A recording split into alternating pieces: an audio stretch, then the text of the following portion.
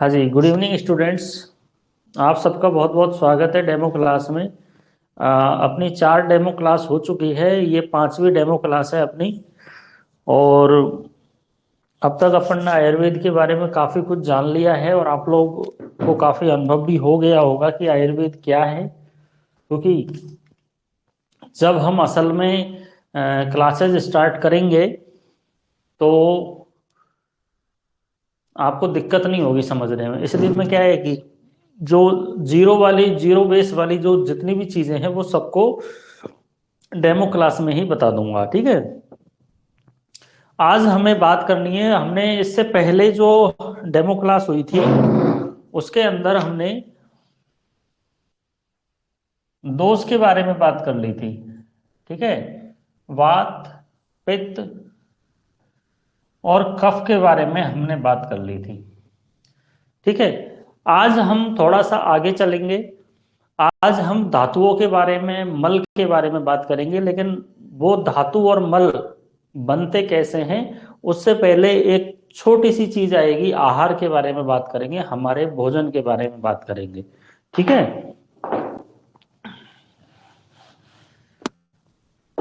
तो सबसे पहले बात करते हैं हमारा भोजन, यानी हमारा आहार। हमारे आहार के मुख्य रूप से 4 प्रकार होते हैं आयुर्वेद के अनुसार, ठीक है। आहार के प्रकार कितने होते हैं? 4 प्रकार होते हैं। एक तो होता है अशीत, खादित, एक होता है लीड और एक होता है पीत। ये आपकी फर्स्ट ईयर जो है, फर्स्ट ईयर के अंदर आपकी जो सब्जेक्ट है शरीर क्रिया, शरीर रचना एवं क्रिया विज्ञान के अंदर आपके जो एक चैप्टर है उसके अंदर दोषों के बारे में, धातुओं के बारे में, मल के बारे में उसमें आपको मिलेगा, ठीक है। तो भोजन जो होता है वह 4 प्रकार का होता है आयुर्वेद के अनुसार। देखो, आसित जो होता है ना,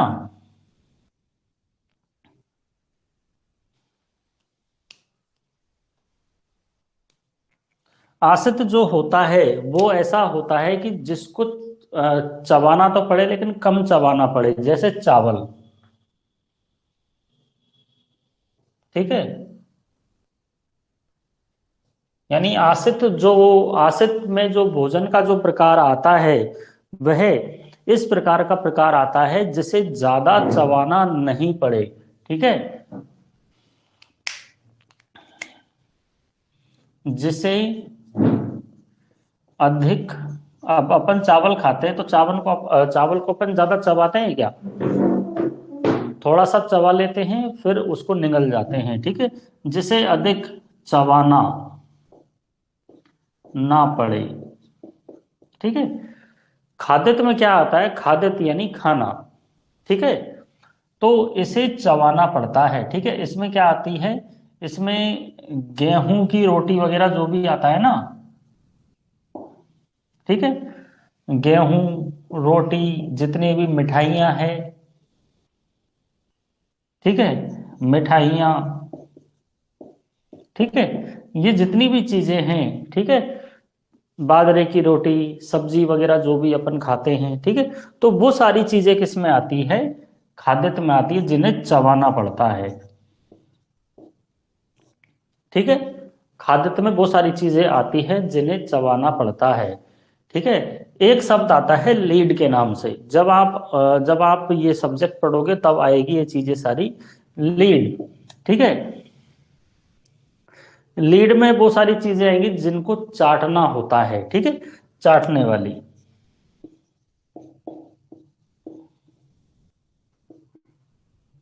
ठीक है। और पीत में क्या आएगी? पीने वाली, जैसे जूस है, नारियल का पानी है, ठीक है। ये सारी चीजें हम क्या करते हैं? पीने के काम में लेते हैं, ठीक है। यहां पर क्या आएगा? जूस। और यहां पर क्या आएगा? अवलेह, या चटनी। ठीक है, इस तरह से आयुर्वेद के अनुसार भोजन जो होता है वह 4 प्रकार का होता है। असीत, यानी जैसे ज्यादा चबाना नहीं पड़े, जैसे चावल है। ठीक है, खाद्य जिसे चबाना, जिसको चबा चबा कर हम खाते हैं, जैसे गेहूं, रोटी, बाजरे की रोटी। ठीक है, मिठाइयाँ वगैरह है। ठीक है, और भी जो भी चीजें आप चबा चबा कर खाते हो। ठीक है, लीड, लीड में क्या है कि चाटने वाली जो भोज्य पदार्थ आते हैं वो चाटने वाले आते हैं, जैसे चटनी है, अवले है वगैरह है, टमाटर सॉस वगैरह है। ठीक है, इसके अलावा पीत यानी पीने वाले, तो पीने वाले जैसे जूस है, पानी है, नारियल का पानी है। ठीक है, ये सारी चीजें आती है। ठीक है, अच्छा, इसके साथ में हम एक चीज और देखते हैं। आधुनिक मत के अनुसार,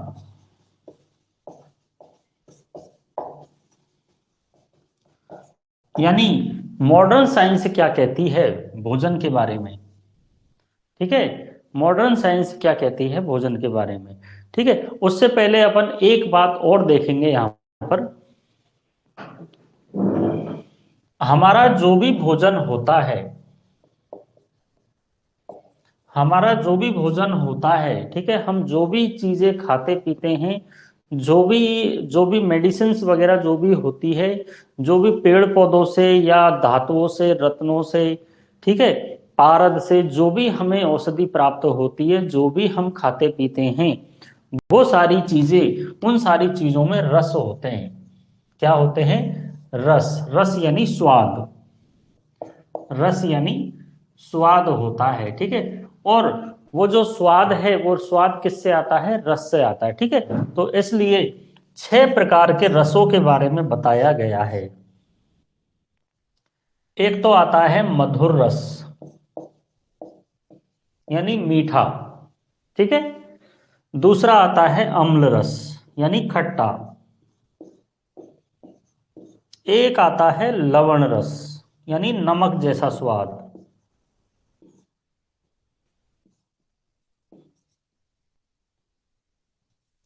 एक आता है कटु रस। ठीक है, एक आता है कटु रस, और एक आता है मधुर, अम्ल, लवण, कटु, तिक्त और कषाय रस। ठीक है, तो जो कषाय रस जो होता है वो कैसा होता है? कसेला होता है। ठीक है,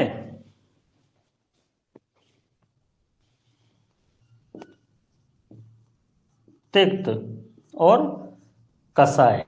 ठीक है, कसाय यानी कसेला।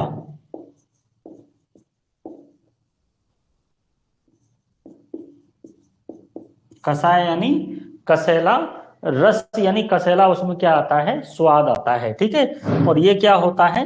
कटु यानी तीखा स्वाद। चिरपरा जैसे हम बोलते हैं, मिर्च का स्वाद कैसा होता है? तीखा होता है, तिक्त रस का होता है। ठीक है, सॉरी, कटु होता है। ठीक है, और तिक्त कैसा होता है? कड़वा होता है ये। कैसा होता है ये? कड़वा होता है। ठीक है, तो कड़वा अलग चीज है और कसेला एक अलग चीज है। ठीक है, तो हमारे भोजन में ये 6 प्रकार के रस जो पाए जाते हैं। ठीक है, तो कुछ मीठे होते हैं, कुछ खट्टे होते हैं, कुछ नमकीन स्वाद के होते हैं, कुछ तीखा स्वाद होता है, चरपरा, कुछ कड़वा स्वाद होता है, कुछ कसेला स्वाद होता है। ठीक है, तो ये जो रस है, ये रस आपको हर जगह मिलेंगे आयुर्वेद के अंदर।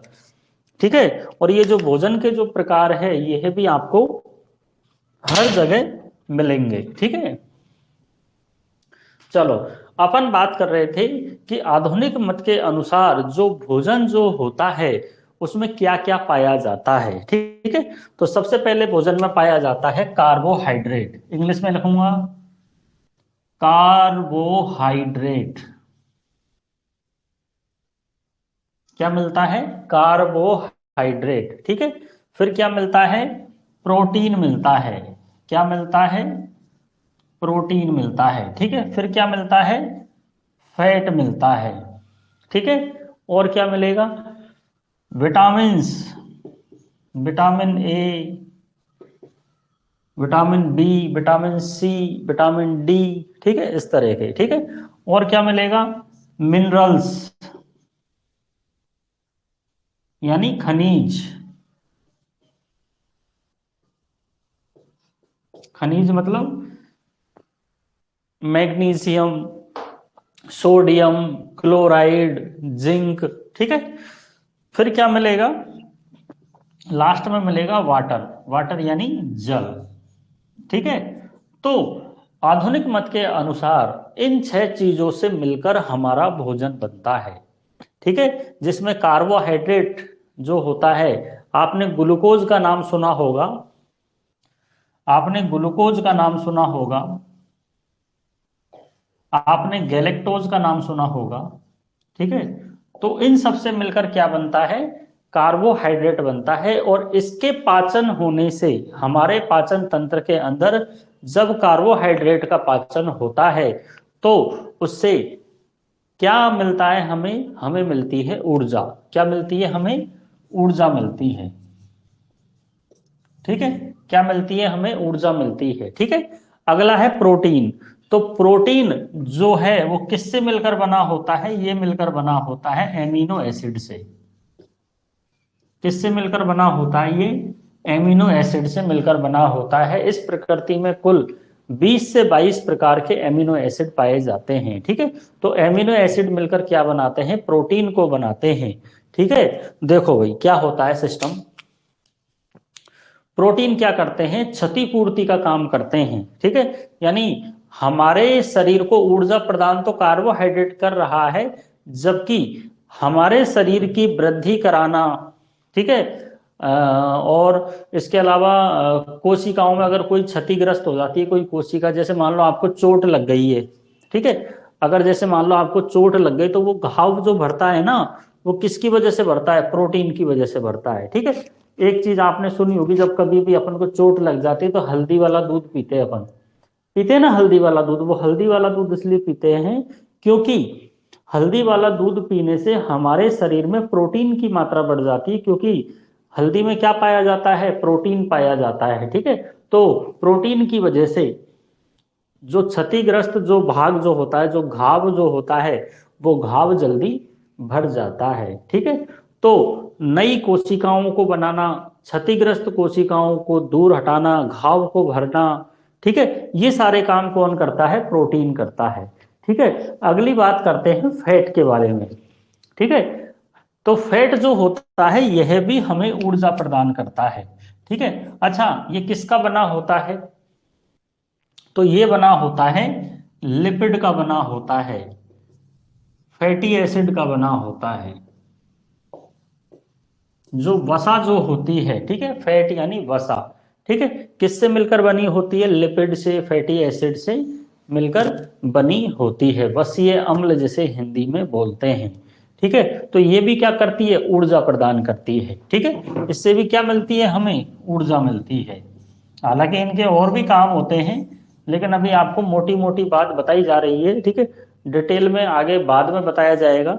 अगर अभी सारी चीजें आपको बता दी जाएगी तो आप लोग कंफ्यूज हो जाओगे, ठीक है। इसलिए क्या है कि सारी चीजों का सरलीकरण करके, सिंपलाइजेशन करके आपको बताया जा रहा है, ठीक है। चलो अगली बात करते हैं विटामिन की। अच्छा, एक बात और रह गई फैट के अंदर। फैट जो होता है ना, फैट का हमारे शरीर में जब, जैसे मान लो आप ज्यादा घी खाओगे, ज्यादा बटर आप यूज में लोगे, ज्यादा पनीर खाओगे, ठीक है, यानी ऐसी चीजें आप ज्यादा खाओगे जिनसे फैट बढ़ता है, ठीक है। तो फैट बढ़ता है, बोलते हैं ना अपने, मोटापा बढ़ गया है, ठीक है। तो इस फैट का हमारी त्वचा के नीचे यानी हमारी स्किन के नीचे इसका स्टोरेज होना शुरू हो जाता है, जिससे क्या होता है, मोटापा बढ़ने लगता है, ठीक है। क्या बढ़ने लगता है, मोटापा बढ़ने लगता है। चलो अब बात चली है तो आपको एक चीज और बता देते हैं साथ में ही, जो आजकल ज्यादा चल रहा है, लेटेस्ट टॉपिक यही चल रहा है आजकल।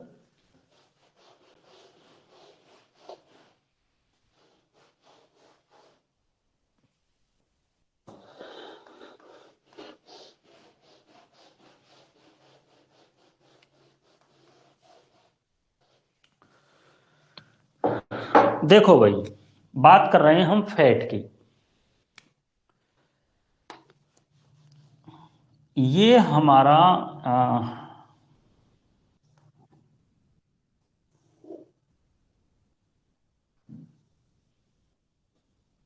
ये हमारा हृदय है। क्या है? ये हमारा हृदय है, यानी हार्ट है। क्या है ये? हार्ट है। एक सेकंड, इसकी शाही कम हो चुकी है, इसको मैं थोड़ा सा भर लेता हूँ शाही को, फिर आगे की बात करते हैं। हम्म।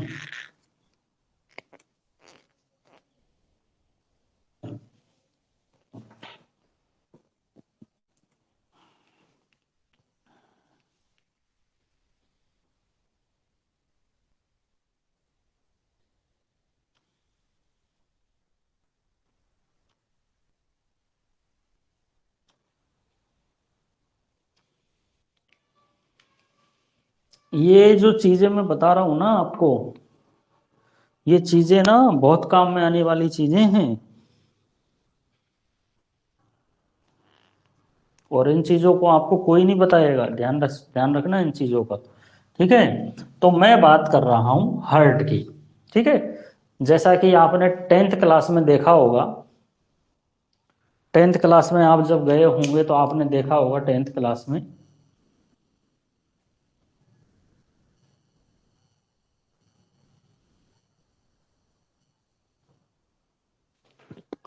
तो देखो भाई, टेंथ क्लास में आपने हार्ट के बारे में तो पढ़ा ही होगा थोड़ा बहुत। अच्छा, सुमन ने कोई सवाल पूछा था। अच्छा, मैंने मैसेज नहीं देखा था। हाँ।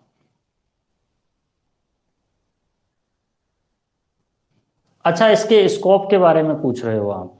देखो, स्कोप तो कई सारे हैं इसके। चलो, इसको बाद में बताएंगे, पहले आपको थोड़ा सा डीएनपी के बारे में बता देते हैं, इसके स्कोप के बारे में। DAN&P के स्कोप।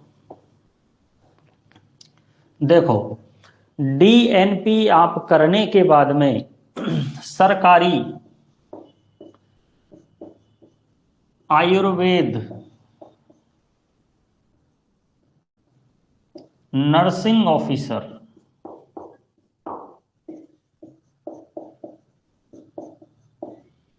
सरकारी आयुर्वेद नर्सिंग ऑफिसर की भर्ती में आप अप्लाई कर सकते हो डीएनपी कंप्लीट करने के बाद में। ठीक है, जिसकी ग्रेड पे होती है 4800।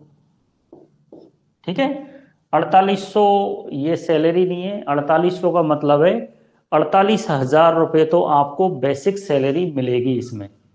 ठीक है, 4800 नहीं है, सॉरी 4200 है। 4800 तो बाद में आता है। ठीक है, 4200, 8,000 का नुकसान हो गया आपका। ठीक है, तो 4800 नहीं है, 4200 है। तो 4200 ग्रेड पे की नौकरी है ये, जिसमें 42,000 रुपये तो आपको बेसिक सैलरी मिलेगी। ठीक है, उसके बाद में डीए वगैरह मिलेगा, एचआरए वगैरह मिलेगा। ठीक है, वो सारा जोड़ जाड़ के लगभग 50,000 से ऊपर आपको सैलरी हर महीने मिलेगी इसमें। ठीक है। अच्छा, ये तो हो गया सरकारी स्कोप। अब सरकारी में भी दो तरह की चीजें आती है। ठीक है, एक तो अपने आयुर्वेद विभाग से जो वैकेंसी निकलती है। ठीक है, एक तो अपने आयुर्वेद विभाग से जो वैकेंसी निकलती है, और दूसरी वो है जो एनएचएम से निकलती है। NHM, यानी नेशनल हेल्थ मिशन। ठीक है, नेशनल हेल्थ मिशन से जो वैकेंसी निकलती है वो संविदा पर निकलती है। किस पे निकलती है वो? संविदा पे निकलती है, यानी कॉन्ट्रैक्ट पे निकलती है वो। ठीक है, तो उसमें भी सैलरी जो होती है वो ठीक ठाक होती है, ऐसे कम नहीं होती है। उसमें भी सैलरी 20 से 25 हजार रुपये सैलरी महीने की होती है। और वो क्या है कि आजकल जितनी भी एनएचएम की भर्तियां हो रही है ना, वो CSR रूल से हो रही है। हमारे जो पिछले जो चीफ मिनिस्टर थे अशोक गहलोत जी, वो एक CSR रूल निकाल कर गए थे, जिसमें क्या है कि इस CSR रूल के तहत संविदा की भर्ती होगी, और 3 साल के बाद में इस CSR रोल में भर्ती होगी, और 3 साल के बाद में आपको परमानेंट कर दिया जाएगा। ठीक है, जबकि जो आयुर्वेद विभाग से जो वैकेंसी निकलती है, ठीक है, आयुर्वेद विभाग से जो वैकेंसी निकलती है वो परमानेंट होती है। ठीक है, उसमें 2 साल का प्रोफेशन पीरियड होता है, उसके बाद में तीसरे साल से आप पूरी तरह से परमानेंट उसमें हो जाते हैं। ठीक है, तो दो तरह की वैकेंसी निकलती है राजस्थान में। ठीक है। एक तो सरकारी वैकेंसी में आयुर्वेद विभाग की परमानेंट वैकेंसी निकलती है, दूसरा एनएचएम से निकलती है। अच्छा, इनकी भर्ती प्रक्रिया भी दोनों की अलग अलग है। इसकी जो भर्ती प्रक्रिया है, इसकी जो भर्ती प्रक्रिया है, ये भर्ती प्रक्रिया अभी तक तो इसकी भर्ती प्रक्रिया परसेंटेज बेस पे होती है।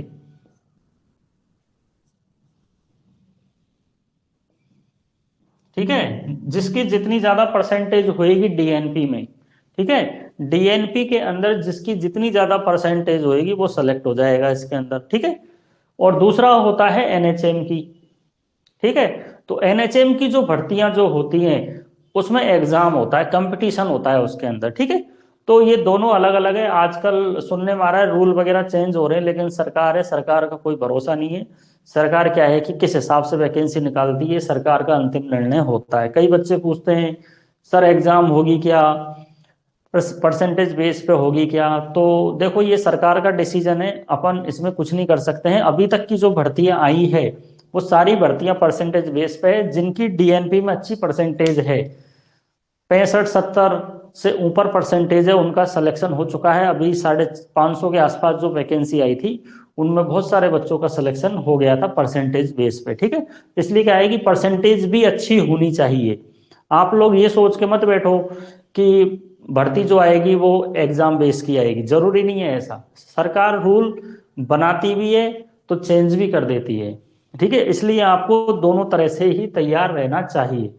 दूसरी बात, ये तो हो गया सरकारी वाला काम।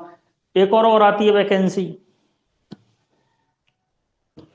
और भी आती है वैकेंसी। देखो बताते हैं क्या क्या वैकेंसी आती है। सारे स्कोप बताए जाएंगे आपको। जैसे जो हमारे जो सेंटर लेवल के, केंद्र स्तर के जो हॉस्पिटल, जो संस्थाएं हैं, जैसे CCRAS, इसकी भर्ती आती है, लेकिन इसमें पद कम होते हैं। ठीक है। एक DSSB से भर्ती आती है। ठीक है, CCRS से आती है, DSSB से भर्ती आती है। इसके अलावा और भी यूनिवर्सिटियों से भर्ती आती रहती है। ठीक है। तो ये तो हो गई आपकी सरकारी वैकेंसी। ठीक है। चलो अब बात करते हैं प्राइवेट की।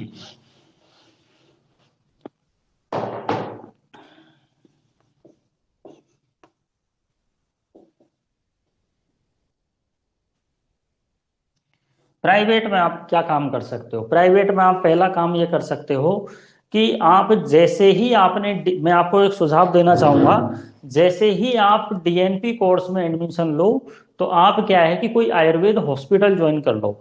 ठीक है। कोई आयुर्वेद हॉस्पिटल या कोई पंचकर्म सेंटर ज्वाइन कर लो, तो वहां पर आपको सारी चीजें सिखा दी जाएगी, कैसे कैसे थेरेपी वगैरह की जाती है। ठीक है। तो धीरे धीरे आपको वहां से सैलरी भी, कोई तो स्टार्टिंग में अगर आपको अच्छी नॉलेज हो जाती है तो स्टार्टिंग में ही आपको सैलरी मिलना स्टार्ट हो जाएगी। तो वो आराम से आपको 15 से 20 हज़ार रुपये महीने मिलते रहेंगे। जैसे जैसे आपका अनुभव बढ़ेगा, वैसे वैसे आपको जो सैलरी है वो बढ़ती रहेगी। ठीक है। दूसरी बात यह है कि राजस्थान में या कहीं भी, अगर राजस्थान में देखा जाए या राजस्थान से बाहर देखा जाए, तो बहुत सारे आयुर्वेद हॉस्पिटल खुल रहे हैं, प्राइवेट भी खुल रहे हैं और बड़े हॉस्पिटल भी खुल रहे हैं, पंचकर्म सेंटर भी खुल रहे हैं। ठीक है। तो उनमें जाकर आप जॉब कर सकते हैं। ठीक है। तो जॉब की कोई कमी नहीं है, करने वाला होना चाहिए। जॉब की कोई कमी नहीं है। ये एक ऐसा फील्ड है, इस फील्ड में आदमी बेरोजगार रह ही नहीं सकता। लेकिन आप लोगों को गाइडेंस नहीं मिलने की वजह से क्या है कि आप लोगों को पता ही नहीं लगता कि कई बच्चे तो मैंने ऐसे देखे जो डीएनपी करके कुछ, कोई बीएड कर रहा है, कोई एसटीसी कर रहा है, कोई किसी कंपनी में जॉब कर रहा है। जबकि अगर आपने डीएनपी करी है तो आप डीएनपी करने के बाद में डीएनपी से संबंधित ही काम करो। अगर आप इससे संबंधित काम करोगे तो इसी फील्ड में आपको नॉलेज अच्छी मिलेगी। अभी एनएचएम का पेपर हुआ था, बहुत कम ऐसे बच्चे थे। रिजल्ट भी आपने सुना होगा, रिजल्ट के बारे में। 281 पदों पर वैकेंसी आई थी, अभी जून में एग्जाम लगी थी इसकी। ठीक है। तो उसमें बच्चों के 35 से 40% आना भारी हो गया था उनसे, बच्चों से। मतलब बहुत मुश्किल हो गया था 35 से 40% नंबर लेके आना। ठीक है। तो वो लिस्ट ही कम पड़ गई, पद ही खाली रह गए उसमें, ये हालत है। 2-3 पद खाली रह गए उसमें। ठीक है। तो इसलिए क्या है कि बच्चों का, आप लोगों का क्या है कि मैं आपकी बात नहीं कर रहा, आप तो नए नए हैं, लेकिन जो बच्चे हैं ना उनकी हालत ये है कि उनको नॉलेज ही नहीं है बच्चों को। और वो बच्चे क्या सोचते हैं, वैकेंसी आएगी तब तैयारी करेंगे, वैकेंसी आएगी तब तैयारी करेंगे। अगर वैकेंसी के चक्कर में बैठे रहोगे तो क्या है कि जो आपके साथी जो तैयारी कर रहे हैं, जो दूसरे स्टेट के अंदर जो तैयारी कर रहे हैं, वो यहाँ भी फार्म भरते हैं राजस्थान में, तो वो आपकी सीट ले जाएंगे। मैंने ये आयुर्वेद नर्सिंग के जो बच्चे हैं वो बिल्कुल भी जागरूक नहीं है, भर्तियों के मामले में बिल्कुल भी जागरूक नहीं है। वो ये सोचते हैं कि भर्ती आएगी तो हम तैयारी करेंगे, अन्यथा हम बैठे रहेंगे। भर्ती आएगी तो भर्ती आने के नोटिफिकेशन आने के 3 से 4 महीने के अंदर अंदर आपका एग्जाम हो जाएगा। तो 3 से 4 महीनों में ये 2 साल का सिलेबस पढ़ लोगे आप लोग? पॉसिबल ही नहीं है, पॉसिबल ही नहीं है आप 3 से 4 महीने में सिलेबस कंप्लीट कर लोगे। चलो जल्दी जल्दी पढ़ भी लोगे, लेकिन जल्दी जल्दी पढ़ने से थोड़ी याद होता है। छोटी छोटी चीजें हैं, उनको समझना पड़ता है, तब जाकर आप इसमें क्लियर कर पाओगे। ठीक है, तो इसलिए क्या है कि भर्तियों का इंतजार ना करें, अपनी तैयारी जारी रखे। ठीक है, जब आपकी परसेंटेज ही 30 से 40% बनेगी तो फिर क्या मतलब निकलेगा आपका? कोई मतलब नहीं निकलेगा, सीटें ही खाली रह जाएगी, सरकार आपको सेलेक्ट ही नहीं करेगी। पहले का जमाना गया, जो किसी की 10% बन रही है तो भी ये सिलेक्शन हो जाएगा। आजकल रूल्स चेंज हो चुके हैं, आजकल क्राइटेरिया फिक्स कर दिया है कि कम से कम आपके 40% नंबर तो आने ही चाहिए। भले ही सीट खाली रह जाए, अगर किसी के 39% पे आ रहे हैं तो विभाग सीट खाली रख लेगा, लेकिन आपको सेलेक्ट नहीं करेगा, क्योंकि आप उसके लिए एलिजिबल ही नहीं हो।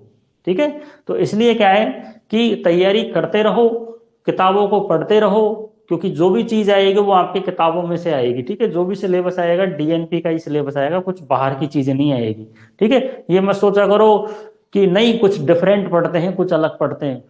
डिफरेंट डिफरेंट अगर पढ़ भी लोगे ना तो उस डिफरेंट में से 100 में से 1-2 क्वेश्चन आएंगे डिफरेंट में से, और 98% क्वेश्चन जो है आपके सिलेबस में से आएंगे। ठीक है, इसलिए कई बच्चे सोच रहे हैं कि भाई डायरेक्ट भर्ती आएगी, कई सोच रहे हैं एग्जाम के बेस पे आएगी। अरे भाई भर्ती कैसे भी आ, आपको तो चैलेंज मिल रहा है, उस एक्सेप्ट करना है। ठीक है, आपको किसी भी तरह की भर्ती आ जाओ, आप लोग तो इस चिंता में रहते हो कि परसेंटेज इस पे आएगी, क्या करेंगे तैयारी करके, और एग्जाम आगे जब क्या करोगे? रूल्स कभी भी चेंज हो जाते हैं, कोई भरोसा नहीं है, रूल्स कभी भी चेंज हो जाते हैं। ठीक है, इसलिए क्या है कि भर्तियों के लिए अपने आप को तैयार रखो, जागरूक रहो। जागरूक नहीं रहोगे तो इतनी परसेंटेज बनेगी, 35 बनेगी, 40 बनेगी, 45, इससे ज्यादा नहीं बनेगी परसेंटेज। ठीक है, चलो मैं बात कर रहा था प्राइवेट जॉब की, तो प्राइवेट जॉब की कोई कमी नहीं है। इसके अलावा आप खुद का बिजनेस भी कर सकते हैं डीएनपी करने के बाद में। आप किसी भी आयुर्वेद हॉस्पिटल के आसपास, किसी भी आयुर्वेद हॉस्पिटल के आसपास अपना आयुर्वेद मेडिकल स्टोर चला सकते हैं। आयुर्वेद मेडिकल आप चला सकते हैं। अगर थोड़ी सी आपका बजट, तो आप एक काम और भी कर सकते हैं, आप एक फार्मा कंपनी भी खोल सकते हैं। ठीक है, अलग अलग दवाइयां बनाने की जो कंपनी होती है ना, आयुर्वेदिक दवाइयां बनाने की, उसको भी आप खोल सकते हैं, इतनी आपको मान्यता मिल जाती है। ठीक है, तो देखो इसकी कितनी पावर है, डीएनपी की कितनी पावर है, लेकिन बच्चे समझते ही नहीं है। बच्चों को तो बस ये लगता है कि वैकेंसी आएगी तब की तब देखी जाएगी, तब तक करते रहो प्राइवेट जॉब। आप लोगों ने डीएनपी टाइम पास करने के लिए की है क्या? भाई टाइम पास करने के लिए तो नहीं की ना आपने डीएनपी। तो आपको डीएनपी आपने करी है तो आपको इसी फील्ड में रहकर इसी फील्ड में काम करना चाहिए। मेहनत करोगे तभी तो पता लगेगा। अब आप लोग मेहनत ही नहीं करना चाहते तो फिर कैसे काम चलेगा? ठीक है, सुमन आ गई बात समझ में? सुमन,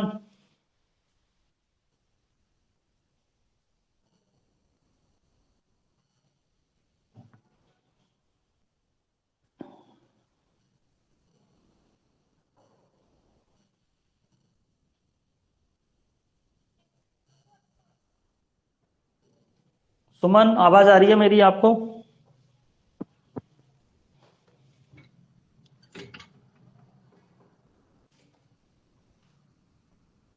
चलो, तो मैं थोड़ा सा आपको बात बता रहा था हर्ट के बारे में। तो बहुत स्कोप है, स्कोप की कोई कमी नहीं है, करने वाला होना चाहिए, मेहनत करने वाला होना चाहिए। ठीक है, अगर आप मेहनत करने का दम रखते हो तो आपके लिए जॉब की कोई कमी नहीं है, ना तो प्राइवेट सेक्टर में जॉब की कमी है, ना गवर्नमेंट सेक्टर में जॉब की कमी है। ठीक है, और अगर और भी अगर आप में हिम्मत है, अगर आप में अच्छा सा बहुत अच्छा आपके अंदर कॉन्फिडेंस है, तो आप आपका खुद का बिजनेस भी चला सकते हैं। ठीक है, तो करने वाला होना चाहिए, बहाने लगाने वाले तो बहुत मिल जाएंगे आपको कि मेरे पास ये नहीं है, मेरे पास वो नहीं है। ठीक है, इच्छा शक्ति होनी चाहिए, कर्म तो अपने आप हो जाते हैं। ठीक है, इच्छा शक्ति नहीं है तो चाहे आपके पास में कितने भी संसाधन हो, आप नहीं कर पाओगे। और अगर आपकी इच्छा शक्ति है तो आप बगैर कुछ मतलब बगैर क्लासेस लिए या बगैर किताब पढ़े भी आप क्या है कि काफी जिंदगी में आगे बढ़ सकते हो। ठीक है, चलो मैं बात कर रहा था फैट की। तो शरीर में फैट किससे बढ़ता है? अच्छा, पहले तो मैं हर्ट के बारे में बता रहा था ना आपको। देखो, ऐसा ये सेब का जैसा अपने हृदय होता है, हृदय यानी हार्ट। हार्ट क्या करता है? हमारे शरीर में शुद्ध रक्त को पंप करता है। ठीक है, ये एक मोटर है। ठीक है, जैसे थोड़ा सा आपको इधर बताते हैं।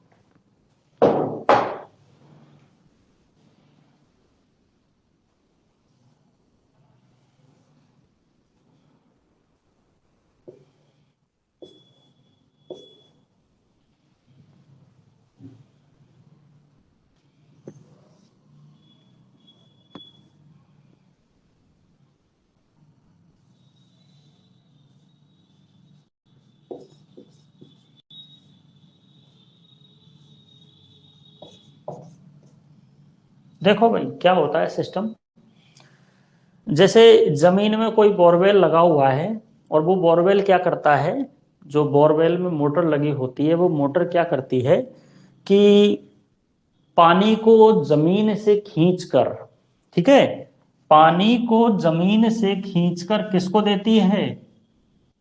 खेतों को देती है ना, देती है कि नहीं देती है?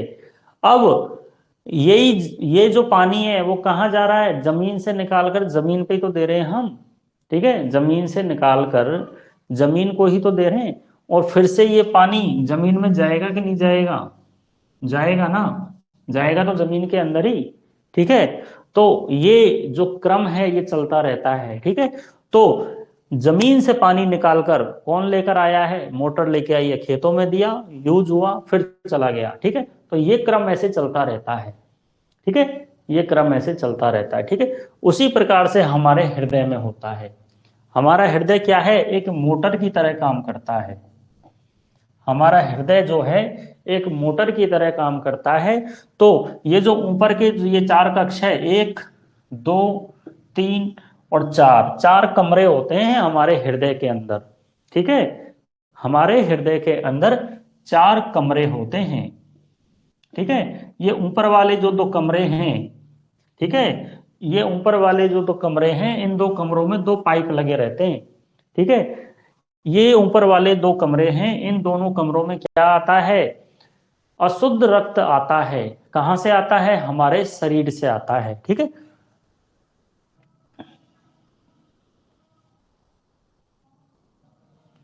इधर आता है। ठीक है, किधर आता है? इधर आता है। ठीक है, देखो भाई, तो ये वाला जो पहले नंबर का जो कमरा है ना, इस कमरे में हमारे शरीर से अशुद्ध रक्त आता है, और फिर ये कमरे से इस कमरे में, इसका इस कमरे से इस कमरे में आ जाता है। फिर इस कमरे से इस अशुद्ध रक्त को कहाँ दे दिया जाता है? हमारे फेफड़ों में दे दिया जाता है। कहाँ दे दिया जाता है? फेफड़ों में। अशुद्ध रक्त का मतलब क्या है? उस रक्त के अंदर क्या उपस्थित है? कार्बन डाई गैस, कार्बन डाइऑक्साइड गैस उपस्थित है। ठीक है, तो फेफड़ों में उस रक्त को क्या कर दिया जाता है? शुद्ध कर दिया जाता है। ठीक है, कैसे शुद्ध कर दिया जाता है? फेफड़ों से जो ऑक्सीजन CO2 जो होती है वो बाहर निकाल दी जाती है, और ऑक्सीजन रक्त में मिला दी जाती है। तो जैसे ही रक्त में ऑक्सीजन मिलती है, तो रक्त कैसा हो जाता है, शुद्ध हो जाता है। ठीक है, तो इस ऑक्सीजन युक्त रक्त को, इस शुद्ध रक्त को इस कक्ष में लाया जाता है और इस कक्ष से इस कक्ष में फिर इस शुद्ध रक्त को पूरे शरीर में क्या कर दिया जाता है, छोड़ दिया जाता है। सारी कोशिकाओं में शुद्ध रक्त को पहुंचा दिया जाता है। फिर कोशिकाएं ऑक्सीजन का यूज कर लेगी और उसकी जगह CO2 बना देगी। ठीक है, तो इस तरह की जो प्रक्रिया लगातार चलती रहती है। ठीक है, तो ये एक मोटर है, तो इस मोटर के द्वारा शुद्ध रक्त को हमारे पूरे शरीर में भेज दिया जाता है। ठीक है, और इसकी जो स्पंदन की दर होती है 0.8 सेकंड होती है, यानी 1 सेकंड से भी कम समय में मतलब 1 सेकंड से भी कम समय में यह स्पंदन कर देता है। ठीक है, यानी रक्त को हमारे शरीर में भेज देता है। ठीक है, यानी धड़कन की बात कर रहे हैं हम। ठीक है, चलो मैं आपको कुछ और बता रहा था और बताने कुछ और लग गया हूं। ठीक है, चलो मैं उस मुद्दे पे आता हूं, है ना। ये भी बताना जरूरी था आपको।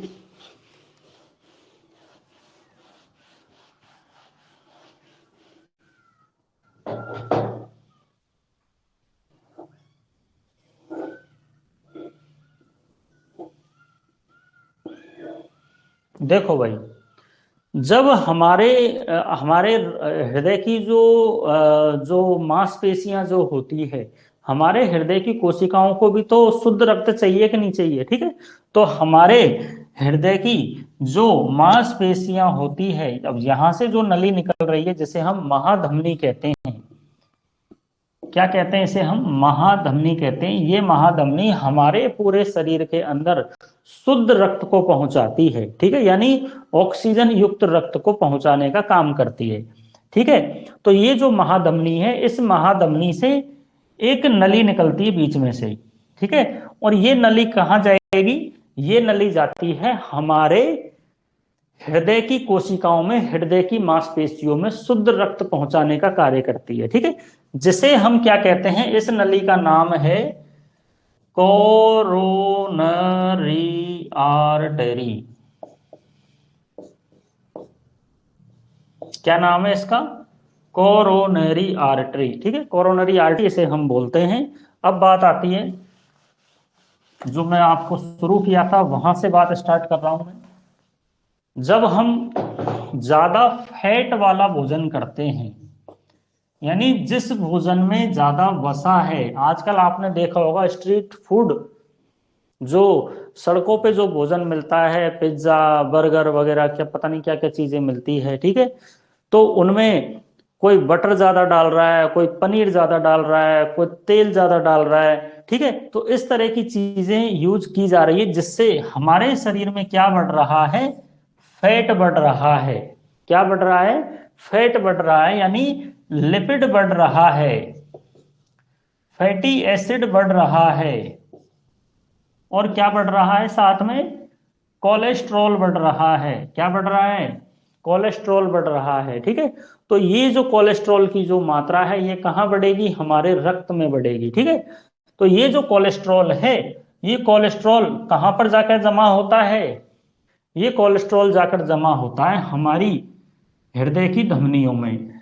ठीक है, जो धमनियां हमारे हृदय को शुद्ध रक्त दे रही है, उन धमनियों के अंदर क्या जमा हो जाता है, ये कोलेस्ट्रॉल जो है ये जमा हो जाता है। ठीक है, यानी जो फैट जो होता है वो जमा हो जाता है। ठीक है, उससे क्या होता है, ये जो नलिकाएं हैं, ये नलिकाएं कम मात्रा में रक्त को पहुंचाने लगती है। ठीक है, अब इन कोशिकाओं में अगर कम मात्रा में रक्त पहुंचेगा, ठीक है, इन कोशिकाओं में जब कम मात्रा में रक्त पहुंचेगा तो हृदय के ऊपर दबाव बढ़ेगा, जिससे क्या बढ़ता है, बीपी बढ़ता है ना, बढ़ता है कि नहीं बढ़ता है बीपी।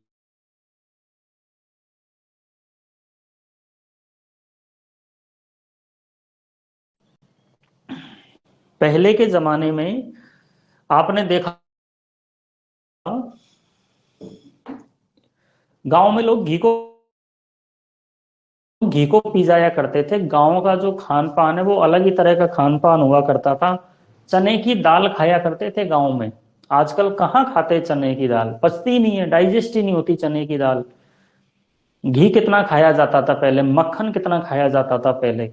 खाते थे ना, तो पहले के लोग वह कितने मजबूत हुआ करते थे, दूध दही वगैरह ये सारी चीजें खाया करते थे। ठीक है, तो उससे क्या होता था, फैट तो उससे भी बढ़ता था शरीर के अंदर। ठीक है, वो भी तो फैट को बढ़ा रही है वो सारी चीजें। लेकिन गांव का किसान आदमी जब खेतों में मेहनत करता है, कड़ी धूप में जब मेहनत करता है, तो जितना भी फैट वगैरह जो होता है, जो एक्स्ट्रा उसने जो भी फैट वगैरह खाया होता है, उसका भी डाइजेशन हो जाता है। ठीक है, जब उसका डाइजेशन हो जाता है, उसका पाचन हो जाता है, तो वो शरीर में जमा ही नहीं होएगा, नहीं होएगा ना वो शरीर में जमा। अब वो शरीर में जमा ही नहीं होएगा, तो हृदय की धमनियों में वो जमेगा ही नहीं, तो उसको ना तो कोई हार्ट अटैक होएगा, ना उसको थकावट होएगी, ना उसको सांस लेने में परेशानी होएगी, ना उसके कभी हार्ट अटैक आएगा, ना किडनी फेल हो, कुछ नहीं होगा। आजकल का जीवन कैसा है, उतर भी अपन चढ़ भी लिफ्ट से रहे हैं, उतर भी लिफ्ट से रहे हैं। ठीक है, कहीं भी जा रहे हैं तो बाइक से जा रहे हैं, कहीं भी जा रहे हैं तो कार से जा रहे हैं। हमारे शरीर ने शारीरिक जो मेहनत है वो तो कम कर दी है, सारी जो मेहनत है वो मशीन कर रही है। ठीक है, खेतों में हल थोड़ी चलाता है किसान, ट्रैक्टर को भेज देता है, ट्रैक्टर चलाता है। ठीक है, खुद थोड़ी फसल काटता है, नहीं काटता है ना खुद फसल, मजदूरों से फसल कटवाता है। ऐसे ही हम भी दिन भर एसी में पड़े रहते हैं। ठीक है, दिन भर एसी में पड़े रहते हैं, एक्सरसाइज वगैरह करते नहीं है। ठीक है, तो जब हम, और भोजन भी ऐसा ही खा रहे हैं हम। ठीक है, भोजन भी आजकल मिलावट वाला भोजन खा रहे हैं। ठीक है, सड़कों के किनारे चले जाते हैं, कभी उसमें बटर डलवा के खा रहे हैं, मतलब इस तरह की चीजें खा रहे हैं जिनसे फैट बढ़ रहा है। ठीक है, आजकल बटर वगैरह अमूल का बटर है, नकली अमूल का बटर आ रहा है। ठीक है, घी भी नकली आ रहा है, सारी चीजें नकली आ रही है, तो उन सारी चीजों से क्या हो रहा है, ये सारी चीजें बढ़ रही है। और दूसरी बात ये है कि ये चीजें नुकसान आपको नहीं करेगी, ये चीजें आपको नुकसान नहीं करेगी यदि आप इनको पचा लेते हो तो।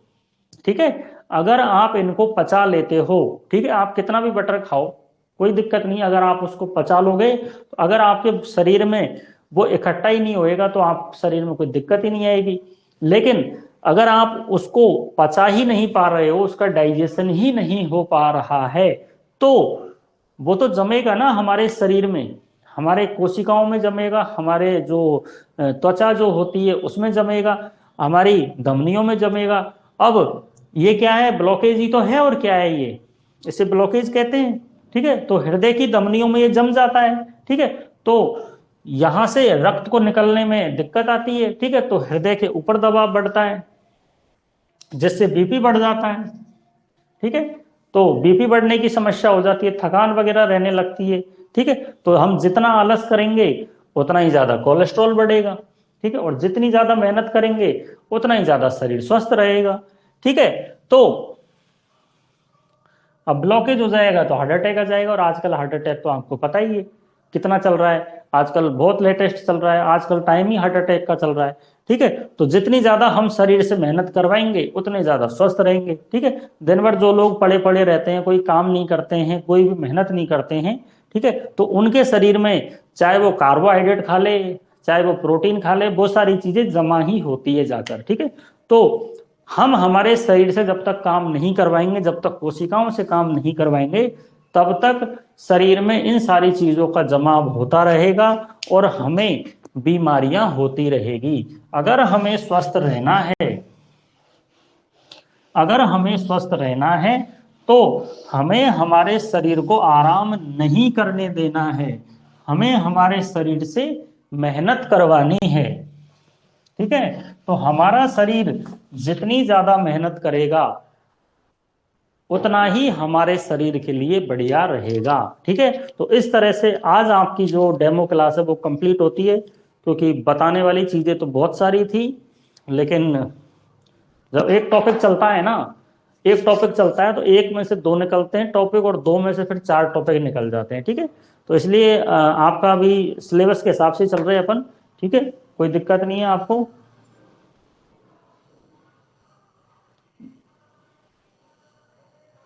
सुमन, समझ में आया कि नहीं आया आज का टॉपिक?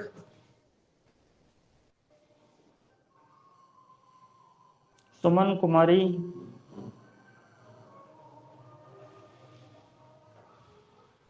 सुमन, समझ में आया कि नहीं आया?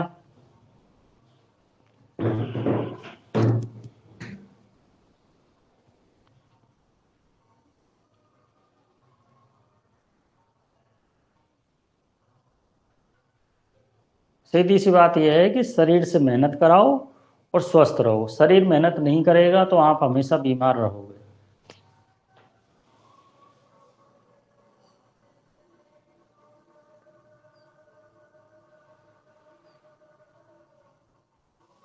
चलो ठीक है, थैंक यू। आप क्लास छोड़ना मत, मैं खुद ऑफ करूंगा क्लास। ठीक है, आज के लिए इतना काफ़ी है, और अब आपकी डेमो क्लास परसों आएगी। ठीक है, आज के लिए काफ़ी है इतना। आपका बहुत बहुत धन्यवाद, थैंक यू।